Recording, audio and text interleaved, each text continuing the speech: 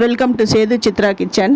இந்த மாதிரி ஜாங்கிரி முறுக்கு பண்ணுறதுக்கு நம்ம வந்து வீட்லேயே அந்த முறுக்கு அச்சு நம்ம ரெடி பண்ணிடலாம். இந்த மாதிரி தட்டிலலாம் அந்த முறுக்கு வராது, அந்த ஜாங்கிரி முறுக்கு வரவே வராது. இது முள்ளு முறுக்கு, தேன் குழல் இதில் தான் வருமே தவிர அந்த பூ முறுக்கு பண்ணணும்னா அதுக்கு தட்டே டிஃப்ரெண்ட்டு. இந்த மாதிரி தட்டில் தான் அந்த ஜாங்கிரி முறுக்கு வரும்.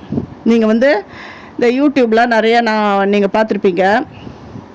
அந்த மிஷினில் தான் இந்த வந்து பூ முறுக்கை பண்ணுவாங்க. அப்புறம் பெரிய பெரிய மாஸ்டர்ஸ் தான் அந்த முறுக்கு பிழிவாங்க. முறுக்கு பிழியறத காட்டுவாங்களே தவிர அந்த தட்டு எண்ணெய் தட்டு யூஸ் பண்ணுறோம், அந்த முறுக்கு அச்சு எண்ணெய் யூஸ் பண்ணுறோம் அதெல்லாம் காட்ட மாட்டாங்க. அப்படியே டக்கு டக்குன்னு முறுக்கை பிழிஞ்சு எண்ணெயில் அப்படி தட்டி போட்டு விட்டுடுவாங்க. அது எப்படி பண்ணுறது அப்படின்றத நான் கிளியராக இந்த வீடியோவில் சொல்லியிருக்கேன். ஸ்கிப் பண்ணாமல் பாருங்கள். அந்த யூஸ் அண்ட் த்ரோ இருக்குது பாருங்கள், அந்த சின்ன அந்த பிளாஸ்டிக் கப்பில் தான் நான் வந்து அந்த முறுக்கு தட்டு நான் ரெடி பண்ணுறேன். எந்த முறுக்கு நம்ம பிழியறோமோ அந்த முறுக்கோடைய அந்த தட்டு எடுத்து அதை அளவை நல்லா ட்ரா பண்ணிக்கோங்க. அப்புறம் 4 ஹோல்ஸ், அந்த எதிரம் புதிரமாக 4 ஹோல்ஸ் போட்டுட்டு நடுவில் இன்னொரு ஹோல்ஸ் போட்டு, அதாவது 8 ஹோல்ஸ் வரா மாதிரி அந்த வடை குத்தியை ஹீட் பண்ணி அப்படி சேர்த்துக்கோங்க. இந்த முறுக்கு வந்து வீட்டில் வந்து ரொம்ப பேர் பண்ண மாட்டாங்கலாம், பண்ண தெரியாது. இந்த மாதிரி இது எத்தனை பேர் பண்ணியிருக்கீங்க அப்படின்றத என்னுடைய கமெண்ட் பாக்ஸில் சொல்லுங்கள்.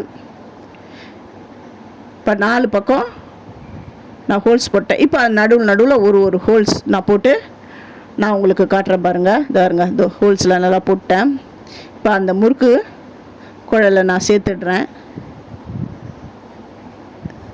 இப்போ வந்து அந்த முறுக்கு மாவு ரெடி பண்ணுறேன். 1 டம்ளர் அரிசி மாவு எடுத்திருக்கேன், 1 டேபிள் ஸ்பூன் உளுந்தம்பொடி, உப்பு, பெருங்காயம், அப்புறமா எண்ணெய், இல்லைன்னா நீங்கள் வந்து நெய் ஏதாவது சேர்த்துக்கலாம். நான் வந்து வெண்ணெயை உருக்கி தான் நான் சேர்த்துருக்கேன்.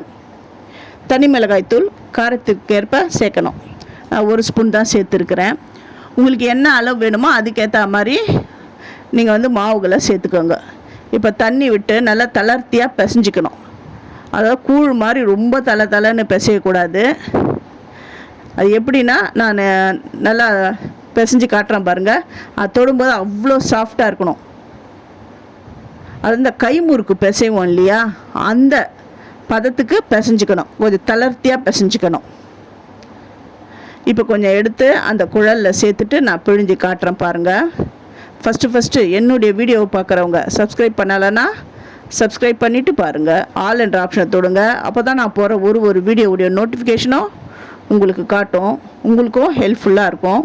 உங்களுக்கு பிடிச்சிருந்தா உங்கள் ஃப்ரெண்ட்ஸுக்கும் நீங்கள் ஷேர் பண்ணுங்கள். இதை வருங்க, இந்த மாதிரி நம்ம வீட்லேயே பேக்கரி ஸ்டைலில் முறுக்கு ஈஸியாக நம்ம பண்ணிடலாம். இது வேகிறதுக்கு ரொம்ப நேரம் கூட ஆகாது, சட்டுன்னு வெந்துடும். ஏன்னா இந்த முறுக்கு சின்னதாக இருக்குது, அதே டைமில் மெலிசாவும் தானே இருக்குது, அதனால் டக்குன்னு சீக்கிரமாக வெந்துடும். இந்த முறுக்கு எல்லாத்தையும் இதில் இந்த மாதிரி பிழிஞ்சு நான் சேர்த்துடுறேன்.